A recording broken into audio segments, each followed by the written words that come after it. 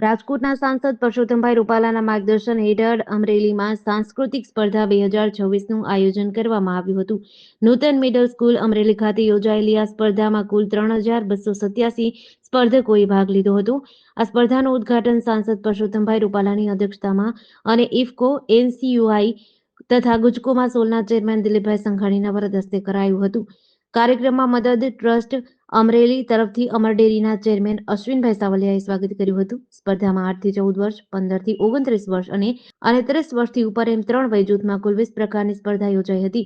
રાસ ગરબા, લોકગીત તેમજ ભજન, શાસ્ત્રીય નૃત્ય, લોકવાદ્ય, સુગમ સંગીત સહિતની કલાઓ સાથે આ વર્ષે પહેલીવાર ફટાણાની સ્વતંત્ર સ્પર્ધાનો સમાવેશ કરવામાં આવ્યો હતો, જેમાં 132 સ્પર્ધકોએ નોંધણી કરાવી હતી. સાંસદ પરસોત્તમભાઈ રૂપાલાએ જિલ્લાના સાંસ્કૃતિક વારસાને સંવર્ધિત કરવાની જરૂરિયાત પર ભાર મૂક્યો હતો અને ભવિષ્યમાં સ્પર્ધાને વધુ વ્યાપક સ્વરૂપે આયોજિત કરવાની વાત કરી હતી. સ્પર્ધામાં ભાગ લેનાર તમામ સ્પર્ધકોને પ્રમાણપત્ર અને આવાગમન ખર્ચ આપવામાં આવ્યો હતો. વિજેતાઓને ધારાસભ્ય મહેશભાઈ કસવાલાના હસ્તે મેડલ આપવામાં આવ્યા હતા. કાર્યક્રમમાં પોલીસ અધિક્ષક સંજય ખરાત, શિક્ષણાધિકારી ગોહિલ, જિલ્લા યુવા વિકાસ અધિકારી વિક્રમસિંહ પરમાર, સ્પર્ધાના પરામર્શક ડોક્ટર કેતન રાણપરિયા સહિતના મહાનુભાવો ઉપસ્થિત રહ્યા હતા. જેડીસી ન્યૂઝ સાથે મૌલિક દોશી, અમરેલી.